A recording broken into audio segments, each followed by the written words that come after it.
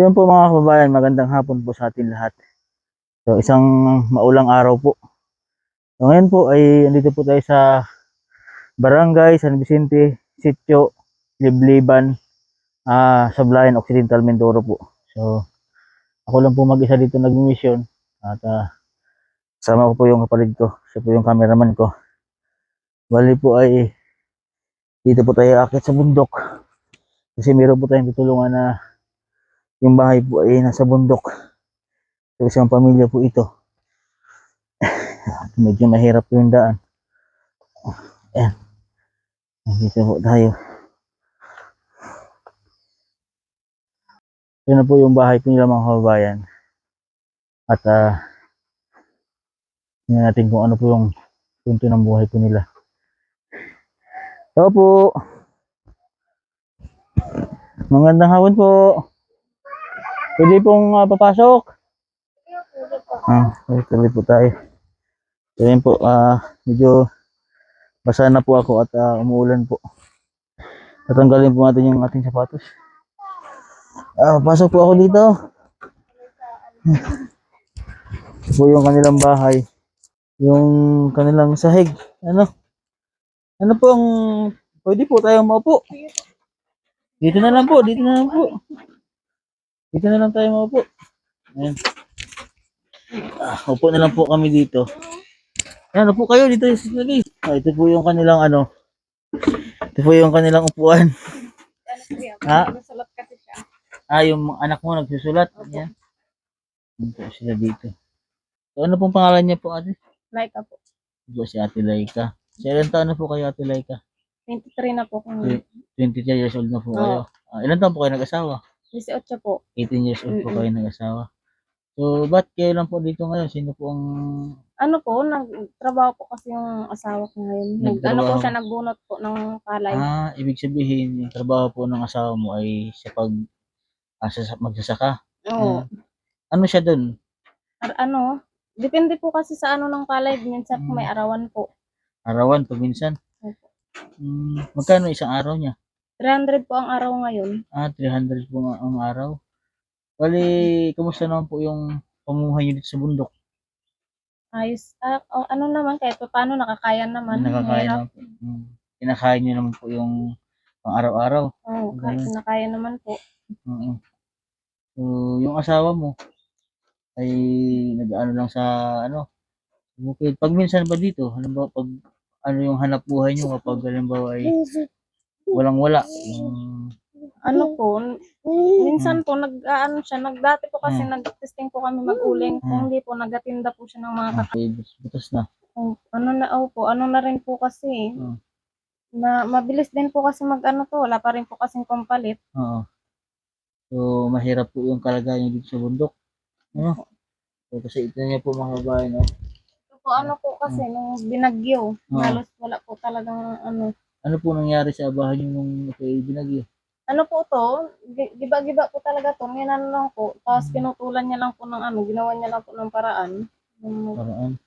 So, yung anak... niya lang po kahit sira-sira.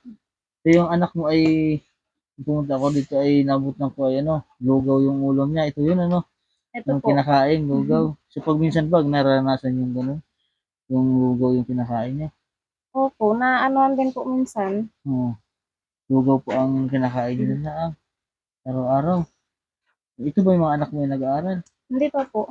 Hindi pa nag-aaral? Opo. Ilan taon na ba ito si ano pangalan 4 po. 4 years old. Ano pangalan po ng anak niya? Ethan po. Ethan. So, Ethan po ay hindi pa siya nagki-kinder, gano'n? Hindi pa po. Hindi ko pa po kasi siya na-enroll. Hindi pa siya nag-enroll.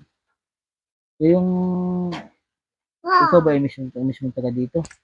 Hindi po, sa Maynila. Bali sa Maynila po ako. Taga Maynila ka. Dito lang. Bali, taga dito yung napangasawa mo. Buti, na nasanayan mo rin dito sa Mindoro. Nakasanayan din po. Tagalan, din. Sanay din po sa buhay dito. Nung tumagal na ay sanay na rin sanay naman, nabuti naman po at sa buhay dito. Oo.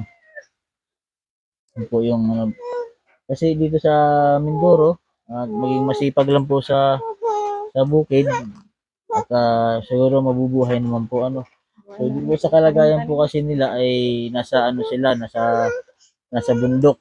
At saka ano, medyo ano na po yung bahay nila. Sira-sira na.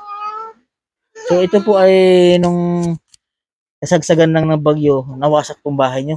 Opo, nilipad po Oo. yung ano, pati po yung bubong, tumutulo na rin po talaga yan dito banda sa kusina. Oo. Natulo na yung bahay nyo dito. Opo. Oo. So, yun po yung ano natin. Sana po ay sa mga nais pong tumulong po kaya paano po, Ate Laika? Opo. Ate Laika po, sa kanyang pamilya po. Kasi wala po daw dito yung kanyang asawa. Yung asawa niya po daw ay bali po nagbubunot po ng palay. Doon po ang trabaho ngayon. So, si ano. Ito po yung tingnan po itong bahay po na yan. Ate Laika. Ito po yung kanilang ano, bahay po niya dito. Ayan. Yan dito po si Ate Laika. Ano po kayo, Ate Laika, dito na Ate Laika? Na tutulog dito. Ano po? Bali, dito lang po kami sa ano, Saan po? dito lang po kami banda sa wala pong ano. Dito kayo sa walang butas. Yan po kayo natulog. Pero dito hindi po pwede. Hindi ba pag minsan ba ay ano? Yung hindi na lulusot yung anak mo Ay, dito? lagi po. Ha? Lagi po nalulusot dyan. Buti hindi nalaglag dito. Hindi naman po. Yung ano lang po, lagi sila lumulusot dyan. Oo. Ano po. Kaya minsan po may gasgas yung binti. Oo. Yung paa po ay nasugat. Oo. Kasi ano, tingnan mo, kabayan po siya. Pero, kapansin niyo po mga kabayan, kahit po ang bahay po nila ay sira-sira na, kahit ganito po ay malinis si Ate Laika sa kanilang bahay. Ito po. Yun po yung kanilang bahay. Ano, so yun po kasi, yung bali yung kita po ng asawa mo, ayun po ay napagkasya nila ang dun sa Sa pangangailangan. pangangailangan. Yun po yung ano, siguro, dito po kami para bigyan po siya ng tulong na sana po ay may magbigay po sa kanila ng tulong na kahit paano po ay maayos lang naman ito kahit yung sahig po nila dito mabilan po natin ng mga materialis.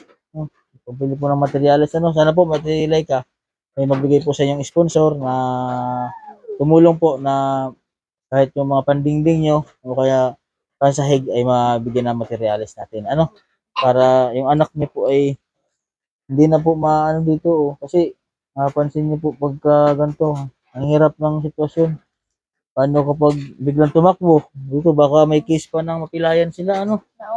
Ha? Diyan nga po nila nakuha yung mga piklap nila sa binti. So ibig sabihin yung mga anak niyo po ay nagkakasugat dahil Opo. nalulusot po dito. Buti po ay hindi po na sila napipilay. Ano din po, may ano din po, pinapahilot lang din po namin. Ibig sabihin may case na Opo. napipilay sila diyan. Opo, may time po talaga na ano sila dyan. Napipilay sila. Lalo pag yung matinda po yung pagkakaano. Tapos minsan po sa pako din po, nag-aano yung ano nila. Kasi minsan po may pako na nakaano. Nag-ausli po yung pako niya.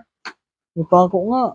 Kasi mahirap po ito kasi ito po ay nakakatitano So mag-ingat po kayo dito sa pako ha. Ikaw, ano pangalan mo? Ha? Ethan? Oo. So, may mga pako pong nakausli Hirap po ng kanilang dito Pati dito po sa kanilang parang kusina ay buras na rin po yung kanilang sahig. Yun po yung So naging ganito po daw yung bahay nila gawa po ng bagyo. Kasi po nandito sila sa sa bukid. Sa tuktok sila ng bundok. Kayo po may dito, may kuryente din. Nakikikabit lang din po May kami ibig sila sabihin may mama. kuryente naman kayo dito.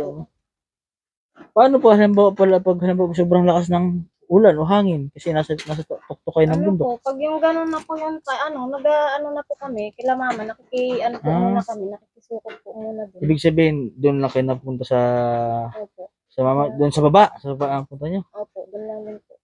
Doon po sila po kasi ay nag-iisang bahay dito. Dito sa parte pa bundok, wala nang ibang bahay, kayo lang talaga dito. Opo, ano lang. So yun po ang kanilang ano dito. Ilang taon na pala kayo nakatira dito, Tireka? Ano na din po, para magka 5 years na rin po. Ilang taon na rin po. Ibig sabihin 5 years na kayo dito sa bundok. Opo. Medyo matagal na rin na kayo dito, ano? Yung ano? Kayo po ba ano, bantay lang sa mga anak nilang kayo? Opo, bantay lang po. Pero minsan nag-trabaho din kayo? O Hindi po. dito lang kayo sa bahay? Dito lang po. Bali, nagtatrabaho lang yung asawa mo. Opo, siya lang din po yung nagtatrabaho. Nag-aalaga sa iyo, ano? So, ibig sabihin ay responsable po yung inyong asawa sa inyong pamilya kasi no, hindi kanya hindi kanya pinapatrabaho. Bantay lang sa mga anak mo, ano? So, ibig sabihin masipag yung asawa mo, ano? Maano naman po yun. Oo. Masipag din po magtrabaho, hindi naman po siya nagpapabaya. Oo. So, yun nga po, ang problema nga lang po. So, sa 300 pesos po, pagkain po nila yun sa araw-araw, napagkasya po nila yung 300 pesos para po dun sa pagkain. Kaya po yung wala pong matira po sa kanila kasi yun nga, pagkain mo sa umaga, tanghali, hapunan. So, magkano na po yung bilihin ngayon, di ba? Ano? So, taas na. Pataas ng pataas po ang bilihin ngayon. Yun po si Ate Laika. So, yun po Ate Laika, kaya po kami na punta dito. Meron po kaming kunting tulong para sa inyo. Ito po ay grocery. Yun po. Tulong ko po sa inyo. Yan, grocery. Ano? So, may gatas po dito para po sa mga anak nyo. Para makainom po sila ng gatas. Mayroon din pong kape, ulam. Meron po dito. So, grocery. Ano? So, sana po ay may tumulong po kay Ate Laika na pambili na lang pong materyales po para kahit po paano hindi po ganito yung kanilang kalagayan at maayos po natin yung sahig. Kahit kahit ganito sa kawain na lang ulit, yung mga bago, no? Okay lang po. Tag magkano yung kawain na ganito ngayon? Yung isang malaking kawayan. Tapos yung pandingding, ano.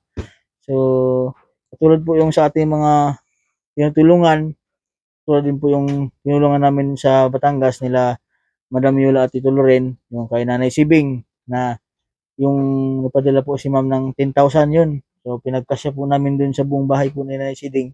So, nabuo po yung bahay ni Nanay Siding dahil, pero kahit papano, at least, naging maayos po yung kanyang bahay, tirahan, na hindi na po katulad dati na pag umulan po, ulan din po sa labas. Ulan sa labas, ulan po sa loob. So, ngayon po hindi kasi naayos po namin.